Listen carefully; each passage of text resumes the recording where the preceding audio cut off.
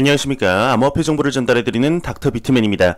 즐거운 주말이 끝나고 맞이하는 월요일도 슬슬 마무리되고 있습니다. 어떻게 오늘 하루 잘 보내셨나요? 월요일이면 항상 피곤하기 마련인데 오늘 하루 너무 고생 많으셨습니다.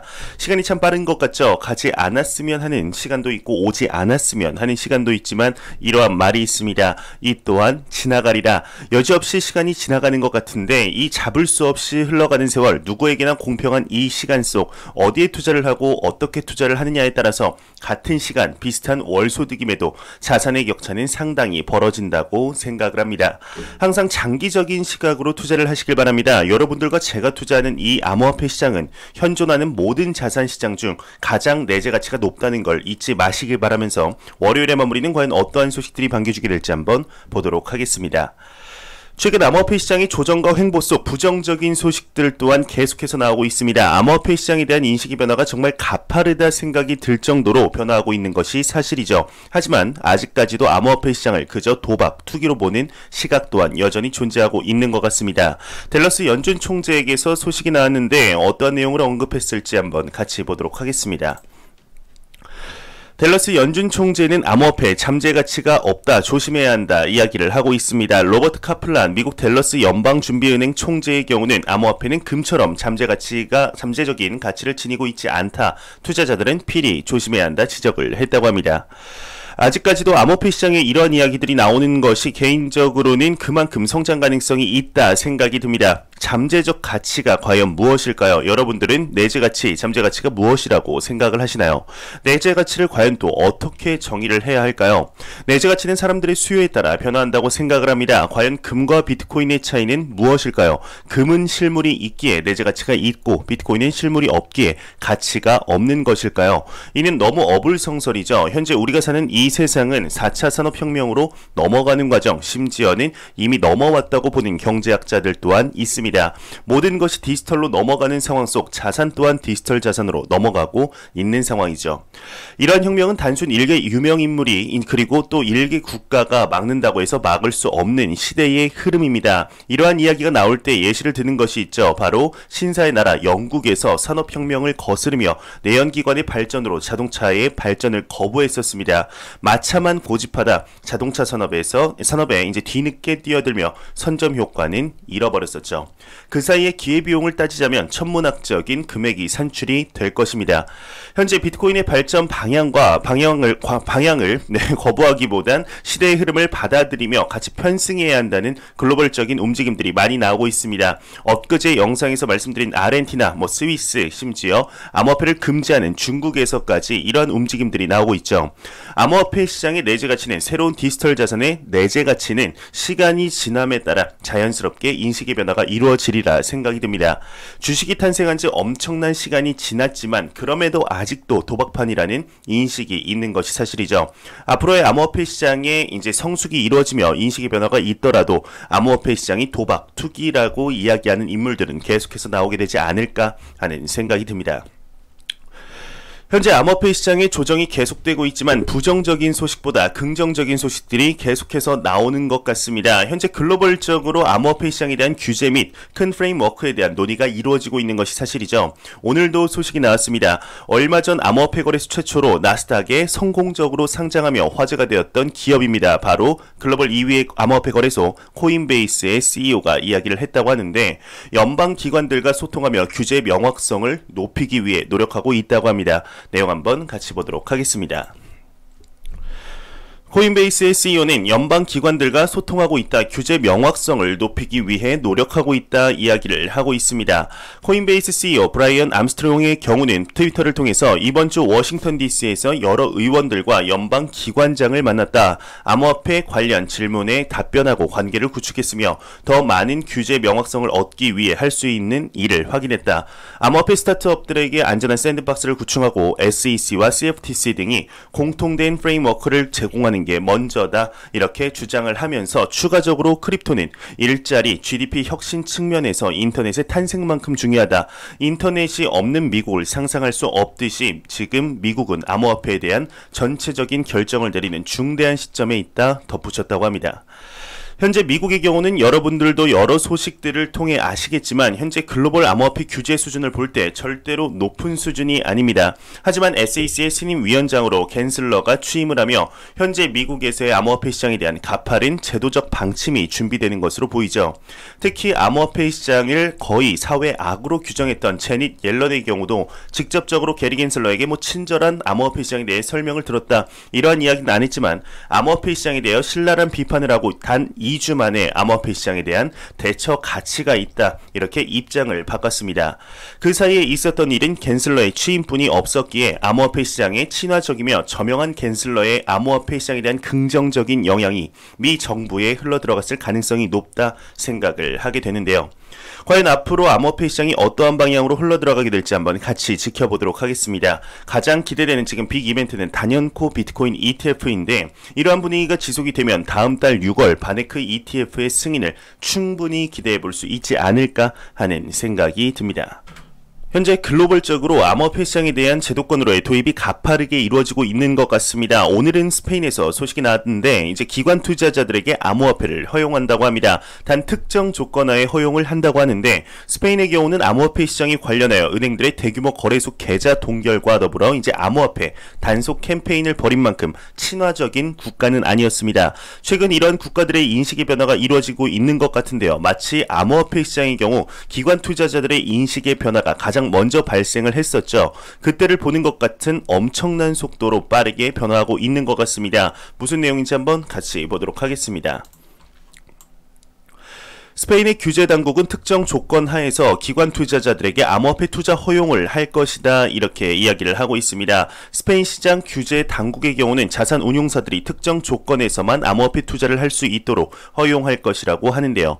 스페인 국가증권시장위원회의 경우는 기관 투자가들을 위한 새로운 가이드라인을 발표했다고 합니다.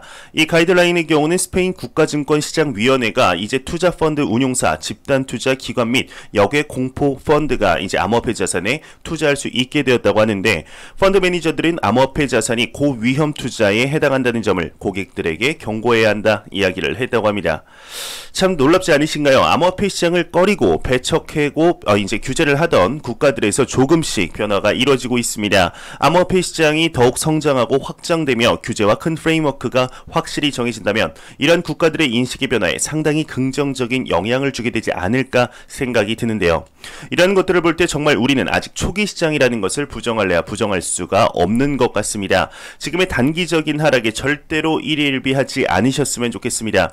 현재 암호화폐 시장의 펀더멘탈 내재 가치는 계속해서 굳건해지고 있으며 성장하고 있습니다. 하락하는 건 눈에 보이는 가격입니다. 가격이 하락을 하는 건지 가치가 하락하는 건지 헷갈리지 않으셨으면 좋겠습니다. 우리는 가격을 절대로 맞출 수가 없습니다. 이걸 인정하지 않으면 투자가 아닌 투기가 됩니다. 시장을 이기려지 하지 말고 같이 성장하는 마인드로 투자하시다 보면 확장되어 있는 시장과 더불어 성장해 있는 자산을 보시리라 생각이 듭니다. 현재 암호화폐 시장의 귀요미 코인이 있죠. 바로 도지코인인데요. 도지코인의 경우는 암호화폐 시장의 새로운 카테고리 밈코인이라는 카테고리를 만들며 수많은 애널리스트들의 도마에 올라와 있는 코인입니다. 혁신이다, 그냥 투기다, 참 말이 많은데 이 도지코인을 이렇게까지 이제 일약 스타로 만든 데에는 테슬라의 CEO 일론 머스크의 영향을 부정할 수 없을 것이라 생각이 듭니다. 현재 일론 머스크의 손바닥 뒤집듯이 바뀌는 언행으로 인해서 테슬라의 불매 운동뿐 아니라 주가 또한 하락을 하고 있습니다. 이에 한 인물이 일론 머스크가 이기적인 사기꾼이다 이야기를 했다고 하는데 내용 한번 같이 보도록 하겠습니다. 도지코인의 공동 창업자는 일론 머스크는 이기적인 사기꾼 이렇게 언급을 했습니다. 도지코인의 공동 창업자인 잭슨 파머의 경우는 최근 트위터를 통해서 일론 머스크를 비판했다고 합니다. 현재는 삭제된 이 트윗에는 일론 머스크를 향해 이기적인 사기꾼이라고 이렇게 불렀다고 하는데 이 공동 창업자인 파머의 경우는 2015년 도지코인을 완전히 떠났다고 하네요. 아마 암호화폐도 이제 전부 다 처분하지 않았을까 싶은데 또 다른 도지코인의 공동 창업자였던 이제 빌리 마커스 또한 한 글에서 도지코인이 1달러가 되는 자격이 있냐 나는 이해할 수가 없다 이야기를 했다고 합니다. 이 마커스의 경우는 이제 2015년 암호화폐를 모두 팔아서 중고 혼다 시빙 모델을 샀다고 하는데 개인적인 생각으로 사람들이 현재 일론 머스크가 사기꾼이다 이야기를 하는 것과 이 전 공동 창업자들이 이야기를 하는 것에는 살짝 느껴지는 기운이 다른 것 같습니다. 현재 사람들이 테슬라 불매 운동을 하고 주가가 떨어지며 하는 이야기는 이제 말하는 내용이 일관성이 없기 때문이죠. 손바닥 뒤집듯이 마치 코인판을 농락하는 듯한 뉘앙스를 풍기기 때문인데 전 공동 창업자들의 경우는 말 그대로 도지코인을 개발할 때 아무런 가치를 두고 개발하지 않고 떠날 때 도지코인을 포함 모든 암호화폐를 처분했지만 이제 높게 오르는 가격을 보고 배아파하는 것이 아닐까 하는 생각이 듭니다. 사람은 모두 똑같죠. 내가 가지고 있다가 팔았는데 그 판 게 잘 되면 배아파합니다. 개발자라고 다르지 않을 것이라 생각이 드는데요. 현재 도지코인이 가지고 나아가는 방향성에 대한 논의가 활발히 이루어지고 있는 것 같습니다. 한쪽에서는 투기다, 다른 한쪽에서는 새로운 혁신이다 이야기들이 많이 나오고 있는데 앞으로 도지코인을 시작으로 상당히 많은 밈코인들이 나오는 상황 속 암호화폐 시장이 개판이 될지 아니면 또 다른 방향성을 찾아 나아가게 될지 한번 같이 지켜보도록 하겠습니다.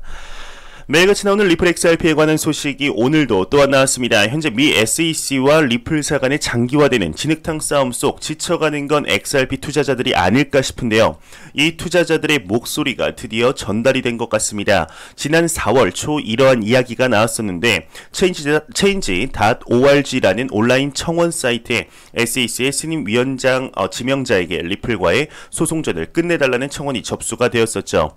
이때 청원문에는 SEC가 더 이상 소송을 통해 암호화폐 업계를 압박하지 말고 관련 법률 제정 과정에서 암호화폐 커뮤니티와 협력할 것을 권고했었는데요. 이 청원서 XRP의 투자자들의 목소리가 갠슬러에게 전달이 되었다고 합니다. 한번 내용 같이 보도록 하겠습니다. 리플 소송 취하 요구 청원 3만 개 서명된 청원서가 SEC 위원장에게 전달이 되었다고 합니다. 리플 XRP의 미등록 증권 문제에 관한 재판에 대해서 3만 개가 넘는 서명이 모인 청원서가 갠슬러 위원장에게 전달이 되었다고 합니다. 이 청원서에는 앞서 말씀드린 내용들과 전 SEC 위원장이죠. 제이 클레이튼과 고위 관리자들에 대한 조사를 의뢰하면서 비트코인과 이더리움은 증권이 아니라면서 XRP는 증권이라고 하는 것은 뭔가 내부 거래가 있었던 것 아니냐까지 의심하는 내용이었죠. 이에 대해 갠슬러 위원장의 경우는 과연 어떠한 코멘트를 하게 될까요? 현재 갠슬러 위원장의 경우는 SEC의 수많은 문제 중 암호화폐 시장에 관한 문제들을 선제적으로 처리하려는 모습을 볼 수가 있습니다. 이에 어느 정도 리플사 입장 긍정적인 이야기들이 나온다면 충분히 XRP의 조그마한 상승 동력원이 되지 않을까 하는 생각이 드는데 현재 XRP의 경우는 너무나 가격이 비이상적으로 눌려있는 것이 사실입니다. 개인적으로 단기적인 목표 1XRP당 $10라는 의견은 변하지 않았습니다. 장기적이 아닙니다. 단기적입니다. 충분히 그 이상 올라갈 수 있다 생각하며 생각을 하고 있는데 오늘 말이 너무 꼬이네요. 네.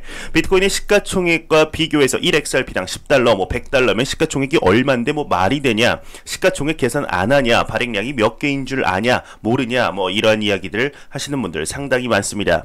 다시 한번 말씀드리지만 지금 암호화폐 시장은 완전한 초기 시장입니다. 지금의 시가총액은 전혀 의미가 없습니다. 1비트코인당 $100를 도달했을 때 1이더리움당 만원, 2만원 했을 때 1XRP당 5원, 10원, 20원, 30원 했을 때 이러한 이야기가 안 나왔을까요? 지금의 시가총액은 전혀 신경 쓰지 않으셨으면 좋겠습니다. 지금의 암호화폐 전체적인 숲을 보실 때 더 이상 성장하지 않을 거라 성장할 거라 이렇게 생각이 드시나요?